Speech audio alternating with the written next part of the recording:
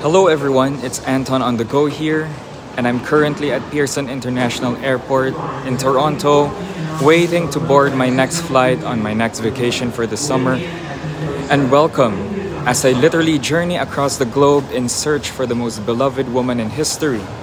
She came to fame as a Jewish teenage mother and is revered not only by Catholics, but also by Muslims, Orthodox, and different Protestant denominations. As the woman who nursed the Son of God, she was also the one who prompted him to perform the first miracle when the wedding guests were running out of wine. She has also been featured in many magazines such as Time, and on the December 2015 issue of National Geographic, award-winning writer Marian and photographer Diana Markosian teamed up together to write a cover story for this most beloved woman, whom they call as the most powerful woman in the world. So we're looking at the original pop star here, the one who said "Let It Be" before the Beatles wrote their hit song. She's inspired more literature, art, and music than any other hundreds of women combined in history. And even though it's been a little over 2,000 years, she's more alive than ever today. So this woman is no other than the Blessed Virgin Mary, the Mother of God, and our Mother. So join me now as I travel across Egypt, France, and Japan in this first season as I go to some of the many places where the Blessed Virgin has touched the lives of many, whether from the domes of a church, to a hidden Parisian street where she fashioned a medal, to a wooden statue in northern Japan, or even through some of the most devastating and darkest moments in history. So join me as I go in search for the Virgin Mary.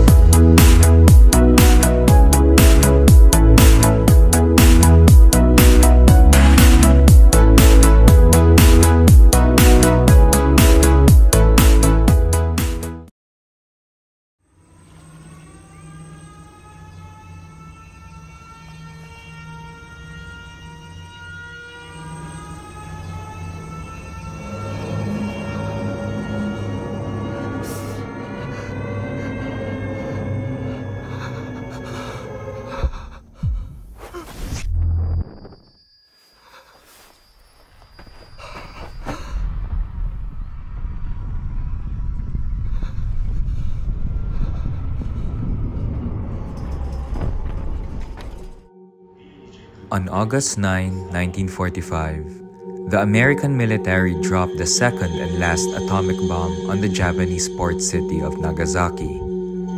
The city was completely devastated, with an estimation of no less than 40,000 people instantly killed by the blast, as well as about 60,000 more in the following 5 years as a result of radiation-related diseases. Everything within a mile and a half of the plutonium bomb's hypocenter was destroyed, including 14,000 homes and the Urakami Cathedral, where the faithful had gathered that morning for Mass in preparation for the Feast of the Assumption of the Blessed Virgin Mary. Shortly before the bomb was detonated, 8,000 Catholics is said to have perished that fateful day.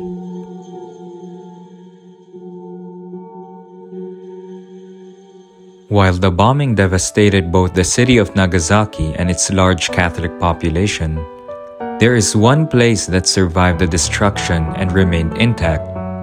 And this was due to its strategic location and with no doubt the help of divine providence. And all because of one sickly man and his beloved lady.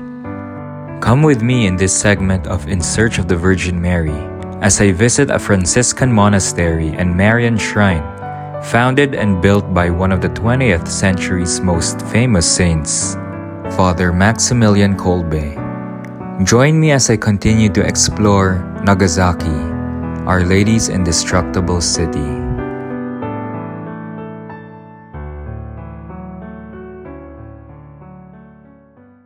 So here in this city of Mary in Nagasaki, a missionary saint who was also responsible for spreading Marian devotion here is no other than the famous Saint Maximilian Kolbe. So for those who don't know, Saint Maximilian Kolbe is the Polish martyr and saint who gave up his life for a prisoner in Auschwitz in Poland during the Second World War. And he was canonized in 1982 by also a saint, Pope John Paul II. So prior to his martyrdom in Auschwitz, Saint Maximilian Kolbe came here in Japan in 1930 to spread the gospel and found a monastery and printing press dedicated solely to Mother Mary. He came here to spread Marian devotion. So he got that inspiration while in Europe. Kolbe had met 4 Japanese students on a train, and he became friends with them, he conversed with them, and they impressed on him the urgent need for missionaries here in Japan, where there were so few Christians because of the persecution in the past centuries. So, Kolbe thanked them, gave each of them a miraculous medal. And, it's very interesting because in his biographies, it mentions Saint Maximilian Kolbe's trip here to Japan, but it doesn't really go too much into detail, the good work that he did here. And I'm in front here of Aura Cathedral. This was Saint Maximilian Kolbe's first residence. He stayed here. This is where the first printing press called the Seibo no Kishi first started, which means like the Knights of the Immaculate, because that was really his goal when he came here to Japan. He really wanted to spread Marian devotion here, and he really felt that it was Mother Mary's will that he come here and evangelize the Japanese. Saint Maximilian Kolbe's story is well known. What his well-known story leaves out is a major part of his life and ministry in Japan. After meeting the Japanese students on the train, Father Kolbe was very determined to expand his foreign missionary work in the Far East, even after having launched his monthly apostolate magazine called the Knights of the Immaculata in Krakow, Poland in 1922. He approached Father Alfonso Orlini, the Father General of the Conventual Franciscans, in 1930 for permission to start a mission in Japan.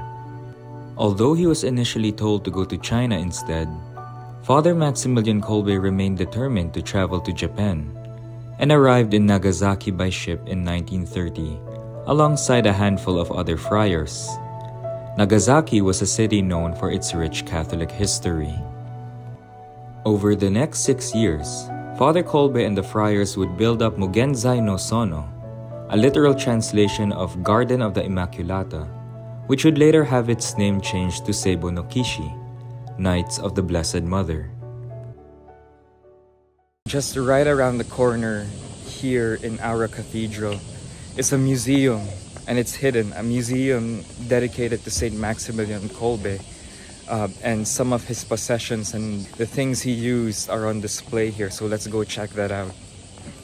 Father Kolbe was quite proud of his limited ability in the Japanese language. He would include Japanese phrases in his letters and had his friars study Japanese at the Mugenzai no Sono in Nagasaki. He used the Japanese language textbook by Arthur Rose Innes, a Protestant who was living in Japan at the time. Kolbe wrote to him urging him to convert to Catholicism. Rose Innes, in his reply, gave Kolbe a copy of the Japanese textbook he had written. For Kolbe, conversational Japanese was not enough.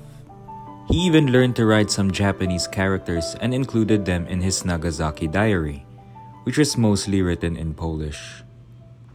It was here in this first house where Saint Maximilian Kolbe and his fellow brother friars stayed, and received permission from the Bishop of Nagasaki to publish and distribute the first edition of the magazine Seibo no Kishi, as Kolbe agreed to teach theology at the seminary in return.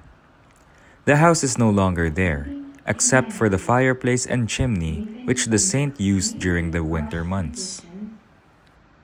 So I'm here inside now, the Museum of Saint Maximilian Kolbe. Now I have to be honest, it's quite a disorganized museum because there's so much stuff, but for historical value, this was the chimney used by Saint Maximilian Kolbe when he was here. So if I'm not mistaken, this is the site of his first house, just right next to the famous Aura Cathedral, which we just mentioned and learned a bit about of its history and its importance in connection with the 26 martyrs of Japan and with the reopening of Christianity here. But this chimney is the site of the first house, as I mentioned, of Saint Maximilian Kolbe when he first came here on April 24, 1930. Yeah, 1930. April 24, 1930, when he arrived here.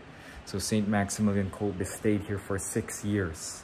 And, he did his mission work where he first published the magazine Knights of the Immaculate because he really wanted to spread Marian devotion. So these are just a few of his memorabilia here. He just came here with 2 other brothers. They didn't have a single cent in their pockets, and they were just entrusting themselves fully to the Blessed Mother. It's one thing to read about the saints, but to actually be in the places, sites where they walked once upon a time, is a whole other story. It gives a very different feeling. When Saint Maximilian Kolbe and the 2 other brothers who first came here, they suffered much. Saint Maximilian Kolbe, he had this fiery zeal. He persevered so much, but we were told that when he first came here, they were just eating bread and tea all the time because they didn't have money and they were really just relying on divine providence. Again, the books that are available about Saint Maximilian Kolbe, in North America, they don't really mention, it's glossed over. It's mentioned that Saint Maximilian Kolbe came here, he did missions over here. But when here in Japan, you just learn many new things about what he went through, even the small details of his daily life. There aren't too much books and information about that. All of these artifacts, these photographs that I haven't seen about Saint Maximilian Kolbe, like back in Canada and in North America. I'm learning all of these new things about him, about his life here in Japan, about how he spread devotion to Mother Mary because he was very close to her. The friars were also able to begin building a monastery and various other buildings for their city, as they called it, and Kolbe had chosen a plot of land in the suburb of Hongochi that sat behind a mountain and faced away from Nagasaki.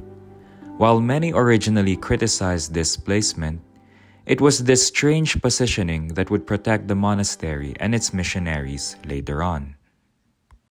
So Saint Maximilian Kolbe, he is a favorite saint of mine, one of the greatest saints, I truly believe, who ever existed. And it's not only because of his heroism and, that he gave up his life courageously during the Holocaust, but really because he was just so innovative and, he was very creative in his ideas and in spreading devotion to Mary. And, I'm walking to the monastery now that he founded, and it's quite a walk. All right, so, before building his city to the Immaculate, Seibo no Kishi in Japanese, his choice fell on the suburb of Hongochi. I don't know if I pronounced that correctly, on the slopes of Mount Hikosan. It was a 5-hectare property that was for sale. And despite its remoteness, the place offered a panoramic view of Nagasaki that, it reached as far as the sea. So it had a very nice view. And it was high up on the mountain. By some of the locals though, they were advising him, they were telling him to build his friary or the monastery on the opposite side of the mountain in Nagasaki at that time. Because according to Shinto Buddhism, right, it was considered bad luck where he wanted to establish his monastery. But there are accounts also that say that Saint Maximilian Kolbe was told by the Blessed Mother herself. Like, you know, he even said it. Mother Mary told him to build the monastery on that slope where I'm going to right now, on Mount Hikosan. So at that time, you know, his choice of choosing the place where to build this monastery, it didn't make any sense since it was quite far from the city center, and I can really attest to that. This is quite a walk. But however, time would later reveal that his location was strategic because on August 9, 1945, the whole city was reduced to rubble by the damage of the atomic bomb. But the friary of the Immaculata, the Mary's Garden, as he called it, remained intact with only a few broken windows, as the mountain shielded the monastery, okay, from the blast. So the monastery only suffered, like I said, a few broken glass panes without any damage to its inhabitants. So that was very miraculous, actually. So it was really the Blessed Mother who designated that place to build the monastery. So even after the destruction here in Nagasaki, the work of the Fool of the Immaculata would remain standing even until this day, which we will see when we go up there. The funniest thing about these religious places, you know, all over the world, like you see Lourdes, Fatima, and other religious sites, they're always far from the city center. They're always out of the way, just like this one. This is an uphill walk. So you really know that it is from the Blessed Mother and from Saint Maximilian Kolbe when this is really out of the way. Yeah, you know this is from God when this is out of the way. And it's a bit inconvenient, but you know, that's the point of a pilgrimage. These places where God makes His presence known, they really usually choose the furthest places where people can come and do penance. Alright, so I can see it. Saint Maximilian Kolbe's monastery is right up there. Yup, it's very far. Still quite a ways to go. When the atomic bomb dropped on the city of Nagasaki in 1945, the Seiba-no-Kishi Monastery of the Blessed Virgin Mary was spared destruction because it was hidden behind the mountains. In the days following the attack, Seiba-no-Kishi's missionaries would minister to those who were injured, sick, and dying as the result of the atomic blast. Finally reached the spot, and here we are now at Saint Maximilian Kolbe's monastery with the statue of Mother Mary over there. Initially, the Seiba-no-Kishi consisted of a chapel and a wooden house, a large hall for meetings and classes, and a workshop to hold printing equipment.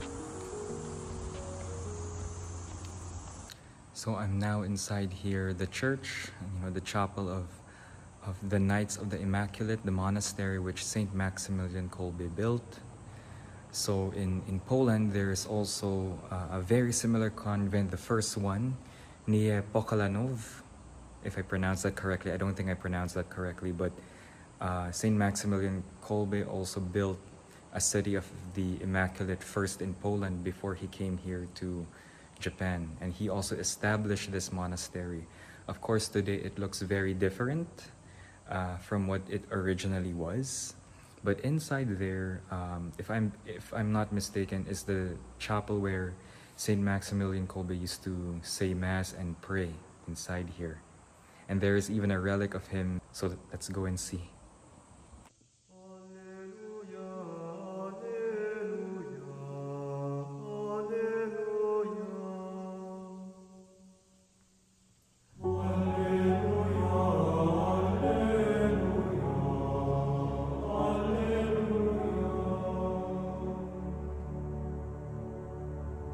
There's a portrait of Saint Maximilian Kolbe, and there's a relic of his inside there.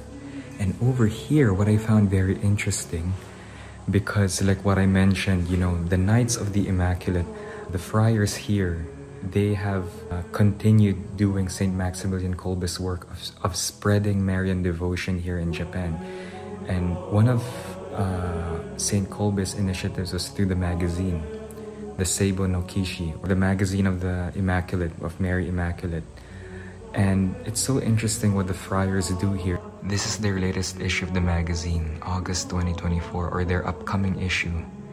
And they offer it right here in front of Mama Mary. Right? In hopes that, you know, that what they printed out is in line with the teachings of the Catholic Church, and that Mother Mary approves it, and that hopefully those who read the Word of God can be inspired, okay? That, you know, that's why this country, this city, Nagasaki, is really is under Mary's protection, thanks also to Saint Maximilian Kolbe, who helped spread Marian devotion here in Japan.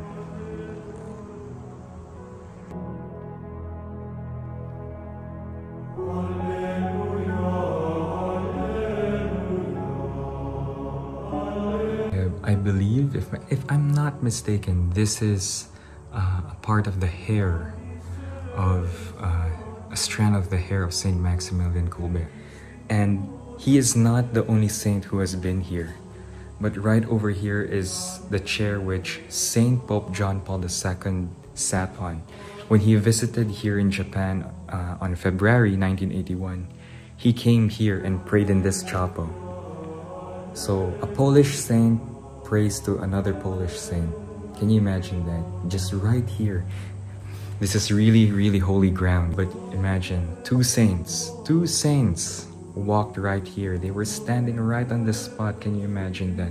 Two Marian great saints, two great Marian saints who had such a tremendous devotion to Mother Mary.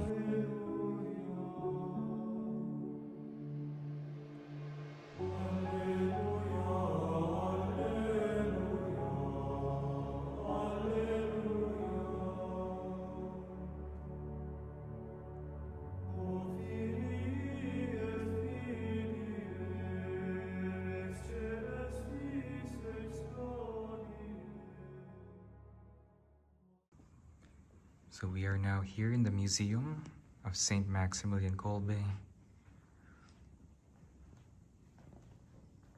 There's his portrait over here.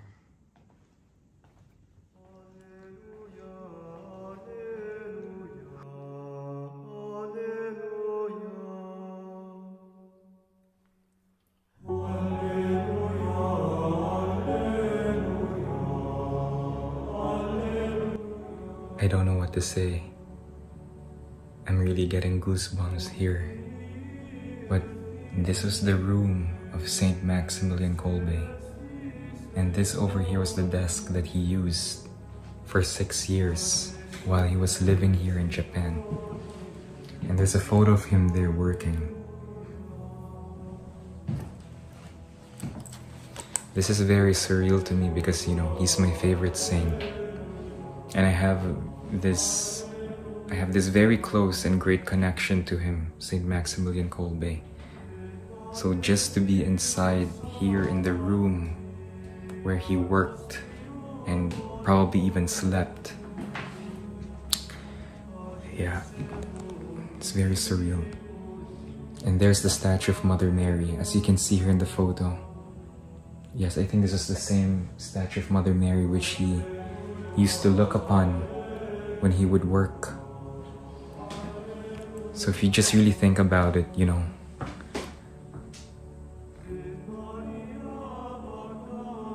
he spread devotion to Mary using this desk and praying to her over here. This is really where it all started here in Japan. One of the greatest saints and martyrs of the 20th century lived here.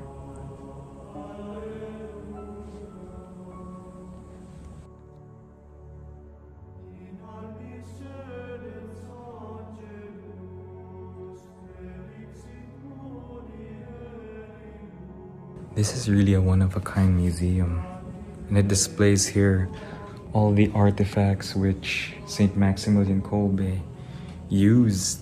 So his room, they preserved his room, and they have a lot of photographs here during Saint Maximilian Kolbe's stay here in Japan. They even have the edition of the first magazine which he published here, and I'm gonna show you. But before that, I think here's the statue of Mother Mary that was owned by Saint Maximilian Kolbe. Look at that, still preserved. It's the statue of the Virgin Mary of Father Kolbe. Yeah. And we also have here the kinds of altars that which Catholics here in Nagasaki used. Yeah. This is a map brought by Father Kolbe from Poland. You could really see, you know, he was really a smart guy as well. He was a mathematician, Saint Maximilian Kolbe. And bringing this world map really shows that, you know, he was a missionary and really willing to spread the word of God. Oh, and you know, yeah, this is another picture of Father Kolbe's chest x-ray, which was taken in a sanatorium of Poland in 1927. His tuberculosis has gotten significantly worse when he arrived in Japan. This is a diary of Saint Maximilian Kolbe, a part of his diary. And we have here a holy script written by him.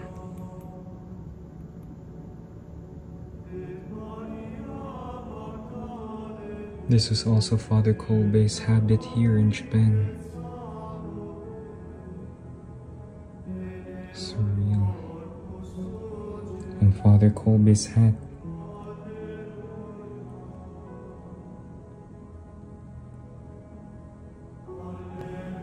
So this was Father Kolbe, Saint Maximilian Kolbe's printing press.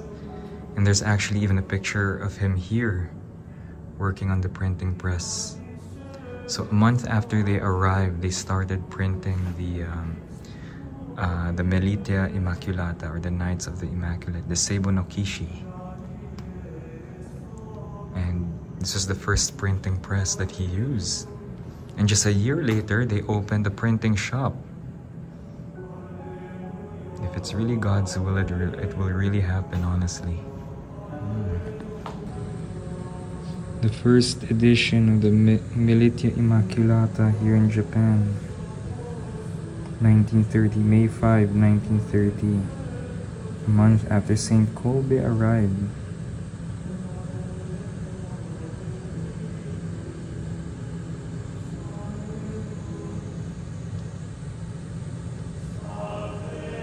This over here was the magazine in 1936, after Father Kolbe had left Japan. He had to go back to Poland.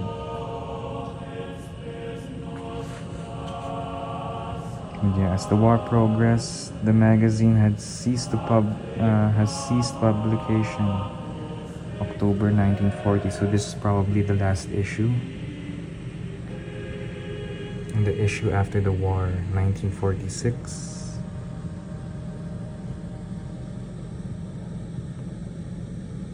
And this is the Polish version during Father Kolbe's time, 1922.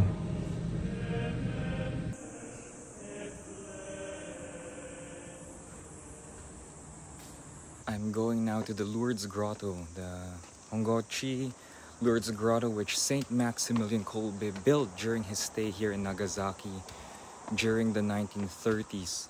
So, you know, this grotto has a very interesting history as well.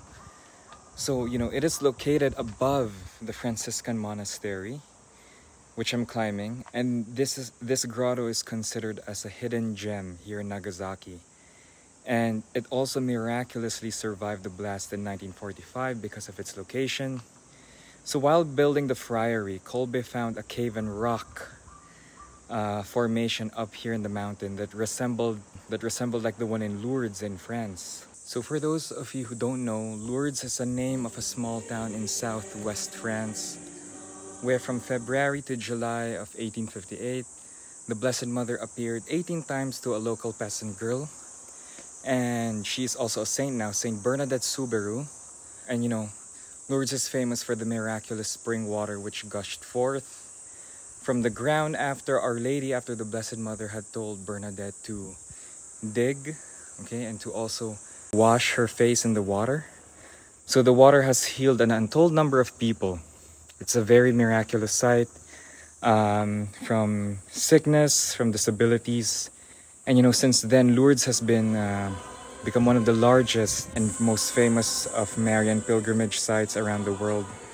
And even the very name of Lourdes has become a household name in every Catholic home. So this Lourdes grotto here, which is a hidden gem here in Nagasaki, is also considered a Marian shrine in the city. And it also has had like miraculous stories. Like there were healings that happened here also.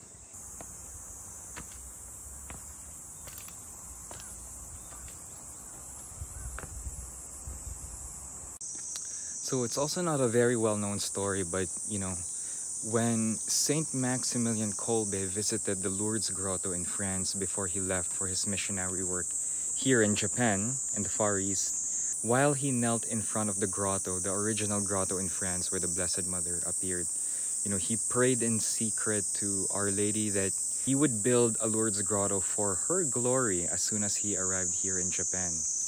And this was one of his ardent desires, honestly. So as mentioned earlier, when he looked for land in Nagasaki, he had the grotto in mind. So, this is one of the reasons why he wanted to build it in this place, right? He chose the hilly land in Hongochi, in preference to the flatter area in the Urakami district, which is the Catholic district here in Nagasaki.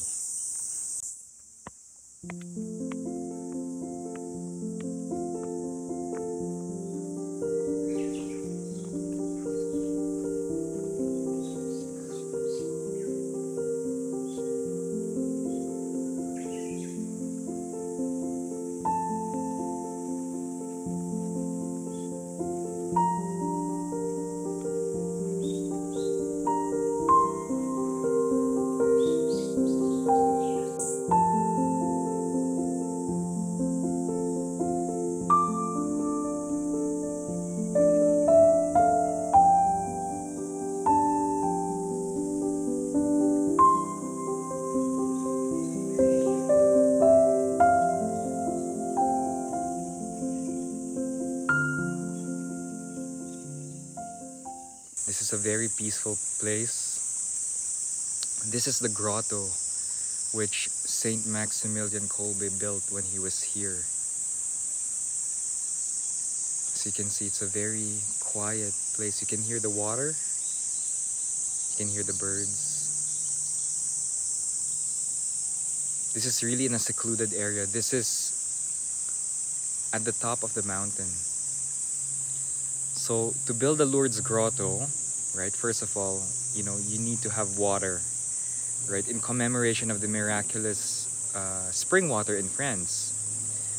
And, the cave where Our Lady appeared, and a statue of Mother Mary, Our Lady of Lourdes. The Blessed Mother really must have truly wanted this grotto built here, because fortunately for Saint Maximilian Kolbe and his brothers, this is the hill behind their monastery, which I was climbing. It had natural spring water over there. There is natural spring water gushing forth from this natural rock formation. When the grotto was finished being built, Saint Maximilian Kolbe would frequent this place. He would come here, especially after a long errand day or when he was stressed from a long days of work. He would come here to pray, to just meditate in front of Mother Mary. So this is really holy ground. And, I kid you not. I'm not kidding you when I say this, that, when I arrived here, when I came here, I didn't catch it on video. There were birds singing. And it's not like, it's not any of the usual chirping of the birds that I usually hear. This bird was actually singing. Because, I've seen this Lourdes grotto in pictures, but it's a very different feeling here. Very different. And the fact, I'm just repeating what I said, the fact that Saint Maximilian Kolbe, this was one of his initiatives to really build the Lourdes grotto when he first arrived here in Japan.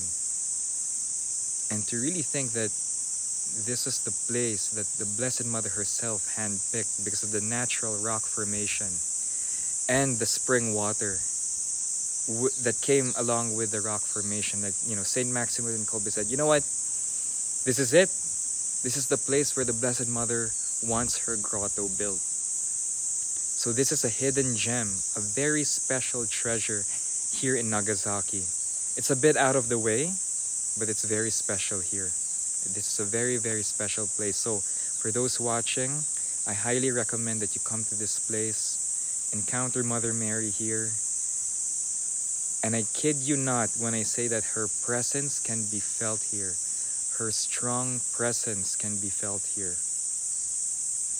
As mentioned, there were many miracles that occurred in this Lourdes grotto, which Saint Maximilian Kolbe built. So one of the notable miracles here had to do with the healing of Dr. Takashi Nagai. So he's a famous Catholic here in Nagasaki, and his life story can be, a bit of his life story can be seen also in the Atomic Bomb Museum here in Nagasaki.